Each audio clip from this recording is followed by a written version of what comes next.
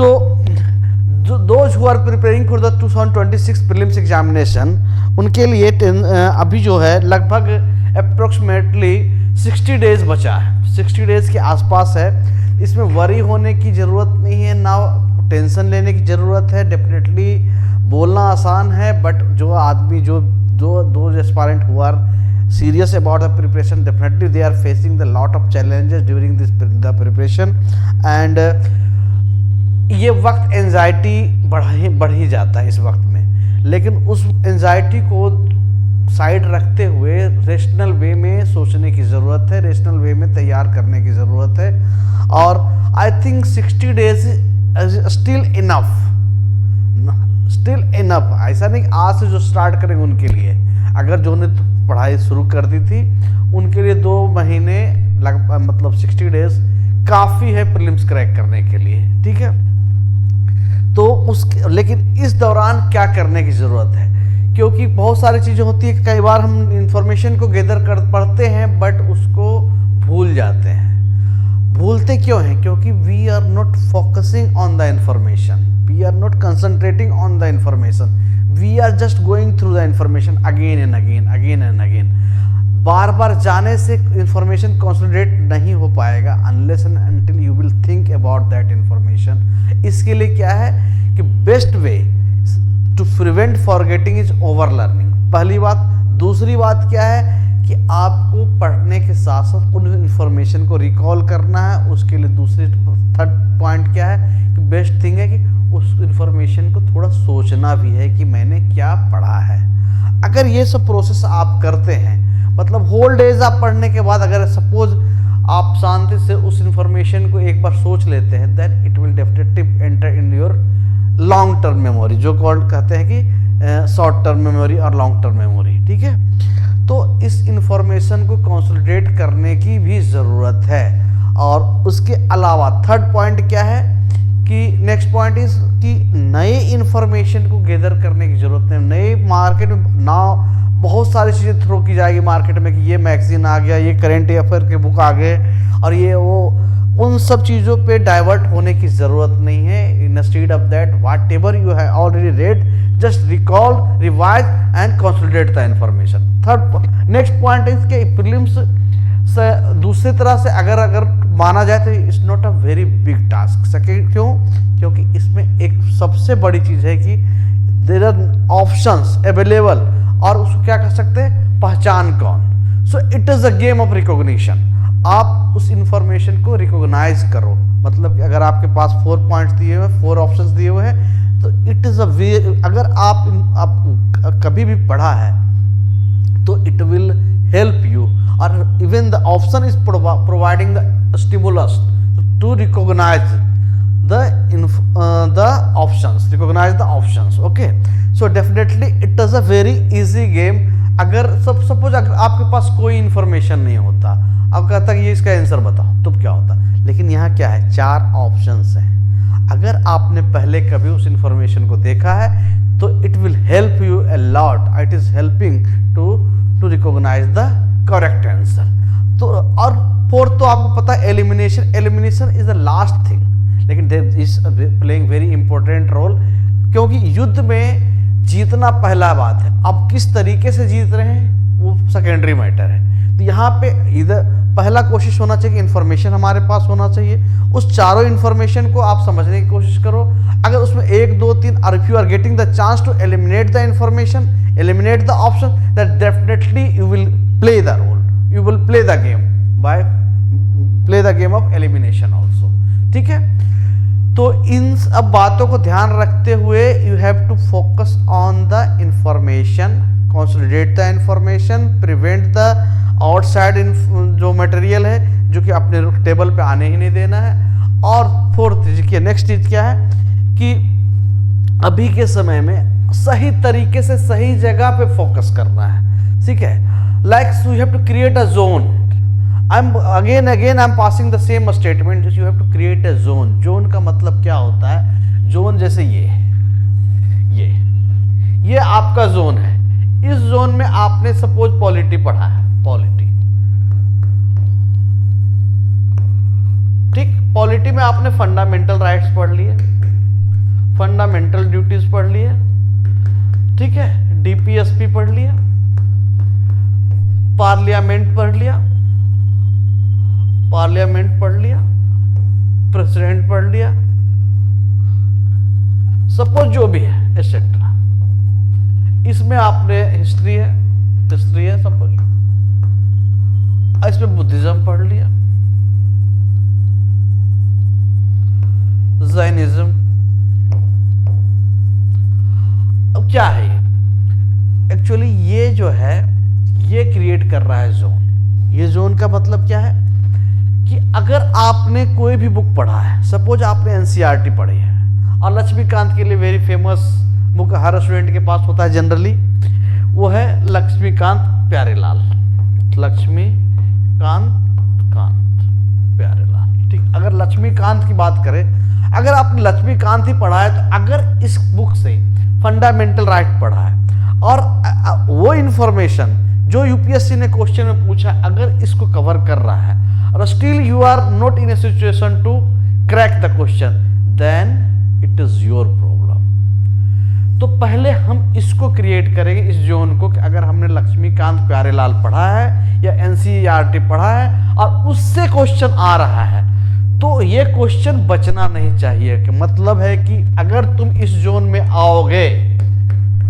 UPSC, then तुमको definitely मारे जाओगे, बिल्कुल ही हो। तो this is called the zone. Second thing कि जैसे मैंने पहले भी बताया है कि सिलेबस जो होता है वो बताता है कि जाना कहाँ है, और प्रीवियस ईयर क्वेश्चन बताता है कि जाना किस रास्ते से। जाना किस रास्ते से कि नंबर ऑफ सिलेबस बहुत ज़्यादा हो, लेकिन प्रीवियस ईयर क्वेश्चन बता देता है कि ये जो क्वेश्चन है ये एरिया से UPSC every year asking this question, this type of question. Suppose see the example, every year UPSC is asking the question from fundamental right, fundamental duty, DPSP और व्हाट्सएवर अपनी नंबर 3 to 4 क्वेश्चन। तो पहले हम इस पर focus करेंगे, revise करेंगे, consolidate करेंगे, try to consolidate the information so that it will easily enter in your long term memory, ठीक है। तो पहले आप इस चीज को फोकस करेंगे। See second example is every year UPSC is asking from Buddhism और जैनिज्म। सो हम पहले इसको फोकस करेंगे। यूपीएससी इज आस्किंग इधर इन द प्रीलिम्स, अगर प्रीलिम्स में नहीं पूछा है तो मेंस में पूछेगा। और दो इन्फॉर्मेशन जहां पे अगर यूपीएससी ने क्वेश्चन बहुत सालों से नहीं पूछा है, उसको छोड़कर भी नहीं जाना है, पहले कोशिश करना है कन्वेंशनल पोर्शन में, क्योंकि it will work as it is just like a dormant volcano. ये कभी भी फटेगा, आज नहीं फटा है तो कभी भी फट जाएगा। जो डोरमेंट वोल्केनो है वो एरिया है जहां पर सबसे ज्यादा खतरा है, क्योंकि जो आ रहा है हर साल उससे तो हमें तैयार करना ही है, लेकिन जो नहीं आया है और अगर यूपीएससी के सिलेबस में मेंशन्ड है तो डेफिनेटली उसको छोड़ करके भी नहीं जाना है, क्योंकि अगर यूपीएससी के सिलेबस में है then it is like a dormant volcano जो फट जाएगा और उसके प्रोबेबिलिटी ज़्यादा है। अगर नहीं होता तो यूपीएससी को सिलेबस से वो टॉपिक रिमूव करने में कोई एक्स्ट्रा अटेम्प्ट और टाइम देने की ज़रूरत नहीं है। अगर ऐड करना होता है तब कोई इशू आता है, अगर हटाना है तो उसके लिए कोई इशू नहीं। लेकिन still if it is in your syllabus then definitely it is a very dangerous thing, कभी भी पूछा जा सकता है। तो first and most important thing क्या है हमारे, कि पहले हम उस एरिया को तैयार करेंगे। पहला तो है कि हम सिलेबस को कवर करेंगे, उसके बाद वो है कि उस एरिया को हम तैयार कर लेंगे जहां से UPSC asking every year asking the question, ठीक है ना। और उसके अलावा वो एरिया जहां से नहीं पूछा गया है वो भी। ये नियम प्रीलिम्स के लिए भी लागू होता है और मेंस के लिए भी लागू होता है। और डेफिनेटली एक बात यहाँ क्लियर कर दें कि प्रीलिम्स लोगों को कंफ्यूजन होता है कि मेंस और interviews 2 parts. No, mains interview is the part of mains examination और mains cover written as well as the oral, ठीक है ना। तो अगर जो लोग आजकल करते हैं क्या है कि इंटरव्यू में मेरिट जज करते हैं। Interview is not the process to जज the merit, it is the process to जज the personality of the person. यहाँ पे ये आउट ऑफ द टॉपिक है, इसको ध्यान रखने की जरूरत, लेकिन बाद में काम आएगा, ठीक है। लेकिन अभी से आप अपनी पर्सनालिटी पे फोकस कर सकते हैं। मेरिट के लिए आपका मेंस एग्जामिनेशन है। Prelims is the process through which to keep the non serious student out of the race. Prelims जो है इसका मेन ऑब्जेक्टिव है टू नॉट टू जज द मेरिट बट टू जज the person who are serious aspirant, and it is the process through which to eliminate the person as aspirant who are not a serious, keep the, और अगर crude language में कहा जाए तो keep the rascal out of the race. ठीक है, तो this is the thing.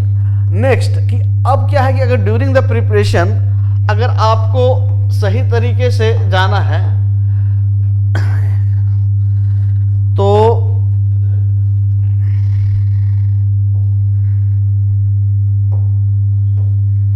सही तरीके से जाना है तो अगर क्रैक करना है एग्जामिनेशन तो कहीं से भी रेंडम इंफॉर्मेशन गैदर करने की जरूरत नहीं है, रेंडम तरीके से पढ़ने की जरूरत नहीं है। You have to do in a precise manner, objective, with full of objectivity, with full of focus, with full of concentration. ठीक है, see the one example I am giving the of the physics. Suppose कि this is a wall, ये wall है, यहां पर एक आदमी खड़ा है, होल डेज, ठीक है,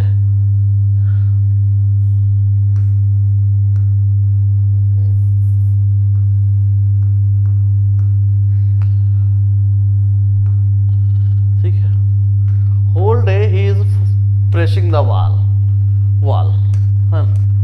प्रेसिंग द वॉल इट, और ये कहना चाह रहा है कि मैं दिन भर काम कर रहा हूं। दिन भर तो ये काम कर रहा है, बट एज ए, अगर हम फिजिक्स का कंसेप्ट देखें तो ये वॉल को हिला नहीं पा रहा, दीवार को हिला नहीं पा रहा। इसका मतलब है कि डिस्प्लेसमेंट इज जीरो। अगर डिस्प्लेसमेंट जीरो होने का मतलब है वर्क डन इज जीरो। तो इसका मतलब है कि आप सुबह से शाम तक काम तो कर रहे हैं, कहने को कह रहे हैं कि हम धक्का दे रहे हैं, you are pushing the wall, but displacement नहीं है, तो वर्क डन जीरो है। तो you are just losing your energy, losing your effort. तो इसका मतलब होता है कि you have to work on right direction, focus in the right direction, in a right manner. Second, मैं एक नॉर्मल एक स्टोरी देता हूँ, कहानी देता हूँ, जिससे आप समझने की कोशिश करना कि सिर्फ प्रयास करना और गलत तरीके से प्रयास करना और सही तरीके से प्रयास करना में क्या डिफरेंस होता है। सी वन स्टोरी, क्या है कि एक बार जंगल होता है, जंगल में क्या होता है, जंगल का राजा शेर होता है। तो शेर तो हमेशा से शिकार करके ही खाता है, ऐसा तो नहीं घास फूस खाता है। तो उसका वो फूड साइकिल में आता है। लेकिन उसमें एक बंदर होता है, बंदर को लगता है कि हर बार शेर ही क्यों राजा बनता है, तो सोचता है कि इस बार मैं राजा बनूंगा। उसने क्या किया, सारे जंगल के जानवरों को इकट्ठा किया। सारे जंगल के जानवरों को इकट्ठा करने के बाद उसने कहा कि यार हर बार तो राजा शेर ही बनता है, लेकिन शेर के राजा बनने से आप लोगों को क्या फायदा होता है, फाइनली वो आपको, आपके परिवार, फैमिली मेंबर या किसी को खाता ही है और आपको उसकी हत्या करता है। ठीक है, इससे अच्छा तो मैं हूँ, जो मैं वेजिटेरियन हूँ, कम से कम मैं आपको शिकार तो नहीं करूँगा, हत्या तो नहीं करूँगा, परेशान तो नहीं करूँगा, तो हमें चांस दिया जाए राजा बनने का। कहा ठीक है भैया, ये बंदर तो ठीक ही बात कर रहा है। तो कहा चलो इस बार बंदर साहब को ही राजा बनाते हैं। सब ने मिल करके बंदर जी को राजा बना दिया। अब बंदर राजा बन गए और सेलिब्रेशन भी हुआ, और बंदर जी फुल ऑफ, कहते हैं ना कि फुल ऑफ प्रोसेस के साथ उनको किंगडम सौंप दिया गया। अब जो शेर थे बाय सिचुएशन और बाय हैबिट उनको तो कुछ चाहिए खाने के लिए, तो उनको सामने शेर साहब को सामने से दिखा एक हिरन जाता हुआ। शेर हिरन के पीछे पड़ गया, हिरन आगे आगे, शेर पीछे पीछे। इसमें जंगल के राजा सभी जनता लोग आकर के, जानवर, बंदर राजा को बुलाया कि देखो जल्दी वो मेरे हिरन को बचाओ। बोला इसमें कौन सी बड़ी बात है, लो अभी बचाते। बंदर ने सारे ही बंदरों को इकट्ठा करके, शेर नीचे नीचे दौड़ रहा था हिरन के पीछे, बंदर कभी इस पेड़ पे, कुछ उस टहनी पे, कुछ उस टहनी पे चे चे चे चे की आवाज निकाल रहे थे। अब फाइनली क्या हुआ, बंदर ऊपर उछलता रहा और शेर नीचे चलते हुए हिरन को पकड़ता है और खा जाता है शेर, और हिरन की कहानी खत्म हो जाती है, एंड। अब सारे जानवर क्या कहते हैं कि जब बंदर के पास जाते हैं फिर कहते हैं कि बंदर राजा, आपको मैंने इतनी मेहनत से, हमने सबके विरोध के बाद भी आपको राजा बनाया, फिर भी आपने हमारे हिरण को नहीं बचा पाए। तो बंदर ने कहा कि देखो सब कुछ तो ठीक है, लेकिन ठीक है आपने राजा बनाया और शेर ने खा लिया, लेकिन क्या हमारे प्रयास में कहीं कमी था? तो पर इससे क्या हुआ? प्रयास में कमी था? बिल्कुल कमी नहीं था। बंदर इधर से उधर उछल रहा था, इसने एनर्जी लगाई, लेकिन रिजल्ट और आउटपुट तो जीरो था। तो इसको कहते हैं कि रॉन्ग डायरेक्शन, प्रोसेस और प्रयास। तो प्रयास जो है हमेशा राइट डायरेक्शन में होना चाहिए, सही जगह में होना चाहिए, सही के लिए होना चाहिए, जो रिजल्ट ओरिएंटेड हो, आउटपुट ओरिएंटेड हो, गोल ओरिएंटेड हो। सिर्फ चिल्लाने से या दिखाने से या माहौल बनाने से या लाइब्रेरी में बैठ करके 4 घंटे माहौल बनाने से नहीं होता है। ठीक है, you have to focus on the content in with a full of energy that will be definitely in toward the goal. ठीक है ना? अनलेस अनटिल आप उस तरीके से नहीं पढ़ेंगे, then definitely you will realise कि you are losing your goal. तो better to focus on the energy. 60 days is enough. अभी 60 डेज को आप इस तरह से यूटिलाइज करें कि जिसमें कि आप प्रीवियस ईयर क्वेश्चन पेपर को भी देखिए, प्रैक्टिस करने की कोशिश कीजिए। अगर सपोज आप पार्लियामेंट पढ़ रहे हैं तो पार्लियामेंट की एक चीज पर ध्यान दें कि भैया पार्लियामेंट कंसिस्ट ऑफ 3 थिंग्स। ऐसे नहीं कि हाँ पार्लियामेंट है, पार्लियामेंट मतलब अपर हाउस लोअर हाउस, ऐसा नहीं। Parliament consist of 3 things. क्या है ये? लोकसभा,